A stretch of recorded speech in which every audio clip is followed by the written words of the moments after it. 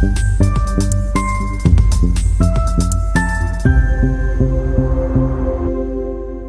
Dear friends, आज की इस वीडियो में हम रमेश सिंह की पुस्तक इंडियन इकोनॉमी का चैप्टर 1 हम देखते हैं।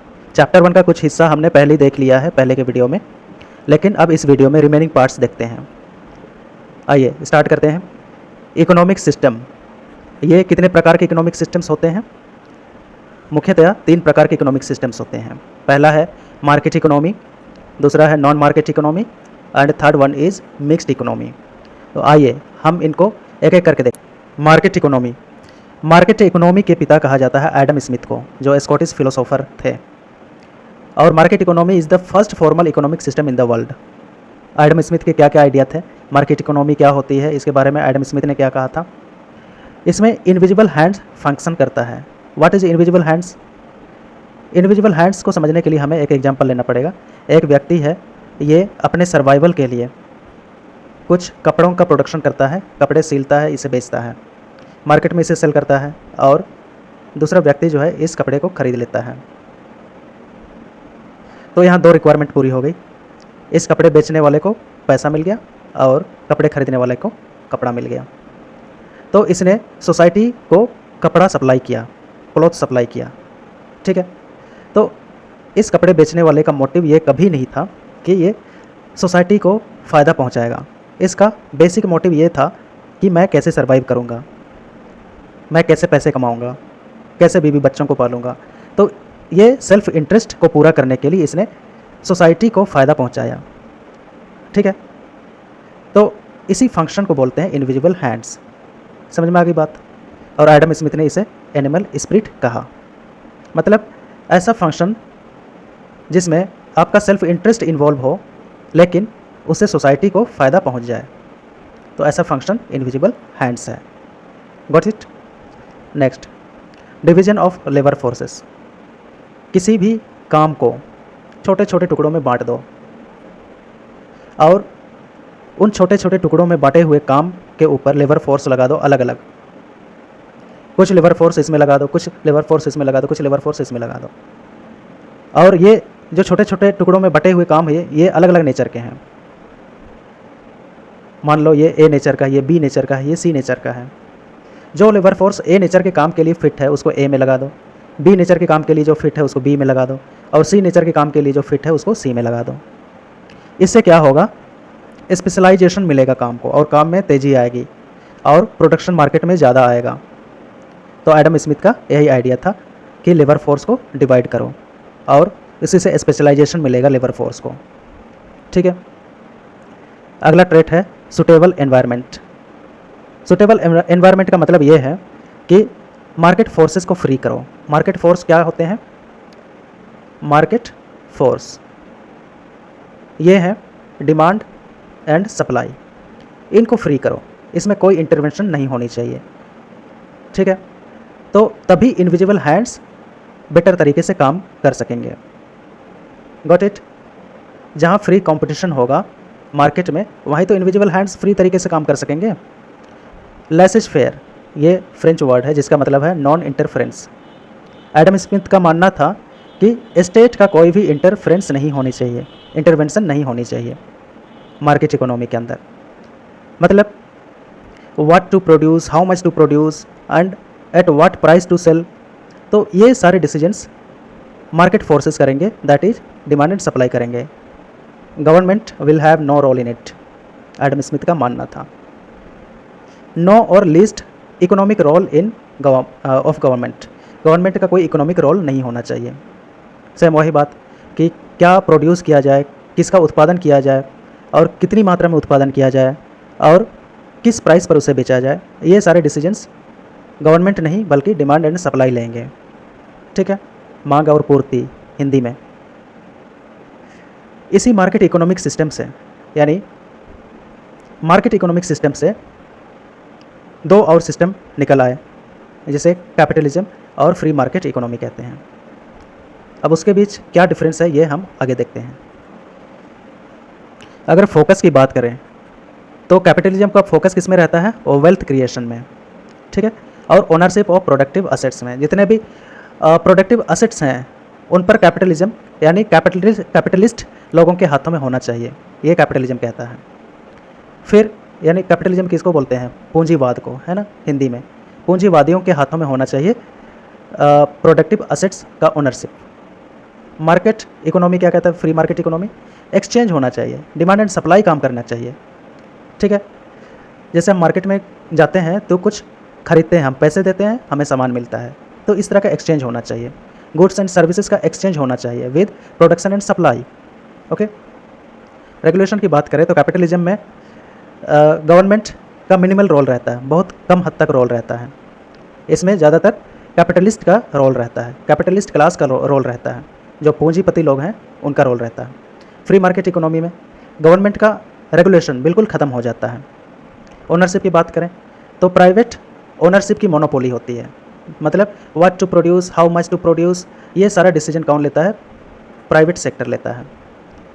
And free market economy, free market economy में क्या होता है? मार्केट फोर्सेस काम करते हैं, डिमांड एंड सप्लाई ये काम करता है, यही सारा डिसीजन लेता है। इसी से डिसाइड होता है कि how much to produce, what to supply with, तो ये सारे डिसीजंस यही लेता है, ठीक है। आगे फ्री मार्केट इकोनॉमी सबसे पहले ट्राई किया गया यूएसए में 1777 में ट्राई किया गया, और इसके बाद ये फैला नॉर्थ अमेरिका में, फिर वेस्ट यूरोप में, ठीक है। लेकिन इसके कुछ कॉन्सिक्वेंसेस भी हुए, बुरे परिणाम भी हुए। बुरा परिणाम क्या था कि रिच और पुअर गैप जो है ये बहुत ज़्यादा बढ़ गया, रिच और रिच होता गया और पुअर और ज़्यादा पुअर होता गया, तो दोनों के बीच जो है खाई ये और बढ़ गया। फिर बिग कंपनीज़ को, जो मल्टीनेशनल कंपनीज होते हैं, जो नेशनल कंपनीज होती हैं, उनको बहुत ज़्यादा फ़ायदा पहुंच गया। दैट मीन्स उन्होंने बहुत बड़ा कैपिटल अपने झोली में डाल दिया, यानी उनको पर्सनल बेनिफिट बहुत ज़्यादा हुआ, प्रॉफिट बहुत ज़्यादा हो गया।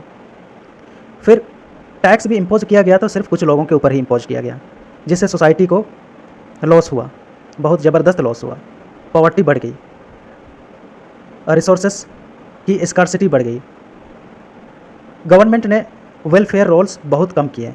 वेलफेयर रोल्स जनरली गवर्नमेंट का काम होना चाहिए, लेकिन ये प्राइवेट हाथों में चला गया, और प्राइवेट एंटिटीज़ को या प्राइवेट सेक्टर को तो बस सेल्फ इंटरेस्ट चाहिए होता है, सेल्फ प्रॉफिट चाहिए होता है, समाज को लाभ पहुंचाना है, कल्याण करना है समाज का, इससे कोई मतलब नहीं रहता है, ठीक है। तो गवर्नमेंट का बहुत नेग्लिजेंट वेलफेयर रोल रहा, और इसी के परिणाम स्वरूप कॉन्सिक्वेंटली ग्रेट डिप्रेशन आया इन 1929 में, ठीक है। मतलब कुछ प्रोडक्शन होता था लेकिन वो कभी सेल ही नहीं होता था, तो एक मंदी आ गई। फ्री मार्केट इकोनॉमी के कॉन्स क्या क्या हैं, इसके दोष क्या क्या हैं, बुराई क्या है, यह आइए देखते हैं। लो परचेजिंग पावर ऑफ पुअर्स को मेजर करने के लिए कोई टूल नहीं अपनाया गया, ये बहुत बड़ी खामी थी, ठीक है। फिर दूसरा फ्लॉ क्या था कि वेलफेयर एक्शंस बिल्कुल एब्सेंट हो गए, जो स्टेट का वेलफेयर एक्शंस होना चाहिए वो बिल्कुल ख़त्म हो गया। और वाइडनिंग इकोनॉमिक इनइक्वालिटी बहुत ज़्यादा बढ़ गया। दैट मीन्स रिच और पुअर के बीच जो खाई है वो एकदम बहुत ज़्यादा बढ़ गई, रिच और रिचर होता गया, पुअर और पुअर होता चला गया। सोसाइटी में गरीबी आ गई, ठीक है। सिर्फ मुट्ठी भर लोग धनी हुए, बहुत ज़्यादा उन्होंने वेल्थ अपने पास अक्वायर कर लिए, वेल्थ अपनी झोली में डालें, ठीक है। तो ये दोष थे मार्केट इकोनॉमी के। नॉन मार्केट इकोनॉमी क्या होती है ये हम समझते हैं। नॉन मार्केट इकोनॉमी के पिता कार्ल मार्क्स को कहा जाता है। इसके दो वेरिएंट हैं, socialist and communist. Socialist variant सबसे पहले यूएसएसआर में ट्राई किया गया था 1919 में। सोशलिस्ट वेरिएंट के सपोर्टर का मानना है कि ओनरशिप एंड कंट्रोल और नेचुरल रिसोर्सेज सिर्फ और सिर्फ गवर्नमेंट के पास होनी चाहिए। मतलब गवर्नमेंट के पास किसका कंट्रोल होना चाहिए? नेचुरल रिसोर्सेज का। लेकिन कम्युनिस्ट वेरिएंट के सपोर्टर्स का मानना है कि नेचुरल रिसोर्सेज के साथ साथ लेबर फोर्स का भी कंट्रोल गवर्नमेंट के पास होना चाहिए, स्टेट के पास होना चाहिए। समझ में आ गई बात? फिर ये कब इमर्ज हुआ? ये इमर्ज हुआ आफ्टर ग्रेट डिप्रेशन इन 1929। लगभग 1930s में ये इमर्ज हुआ नॉन मार्केट इकोनॉमी। जब ग्रेट डिप्रेशन हुआ 1929 में, जब मार्केट इकोनॉमी फेल कर गई, तब इमर्ज हुआ नॉन मार्केट इकोनॉमी का। इसको सबसे पहले रसिया में ट्राई किया गया था, जो उस समय यूएसएसआर हुआ करता था। फिर ये धीरे धीरे यूरोप में फैला। फिर ये सिस्टम फैल गया कम्युनिस्ट चाइना में 1949 में। नॉन मार्केट इकोनॉमी के मेन आइडियाज़ क्या हैं कि जो भी नेचुरल रिसोर्सेज होते हैं किसी कंट्री के अंदर, उसका यूज़ जन कल्याण में होना चाहिए, वेल बीइंग ऑफ पीपल के लिए होना चाहिए, लोगों के कल्याण के लिए होना चाहिए। और यह काम सिर्फ और सिर्फ स्टेट कर सकता है, सिर्फ और सिर्फ गवर्नमेंट कर सकती है। मतलब सारे इकोनॉमिक रोल्स गवर्नमेंट के होने चाहिए। यहाँ पे मार्केट का रोल ख़त्म हो जाता है। कोई भी इंडिविजुअल के पास प्रॉपर्टी राइट नहीं होगी, क्योंकि अगर किसी इंडिविजुअल के पास प्रॉपर्टी राइट चली गई तो वो सिर्फ अपने सेल्फ इंटरेस्ट के लिए उस प्रॉपर्टी का यूज करेगा। इसलिए इंडिविजुअल्स की प्रॉपर्टी राइट्स नहीं होनी चाहिए। एब्सेंस ऑफ मार्केट, मार्केट पूरा ख़त्म हो जाता है। मार्केट की जगह पे स्टेट रोल प्ले करता है। कोई कंपटीशन की गुंजाइश नहीं होती है, क्योंकि सारे काम तो गवर्नमेंट ही करती है। तो जनरली मार्केट इकोनॉमी में कंपटीशन होता है, प्रोडक्शन के ऊपर कंपटीशन होता है, सप्लाई के ऊपर कंपटीशन होता है, अलग अलग कंपनीज रोल प्ले करती हैं।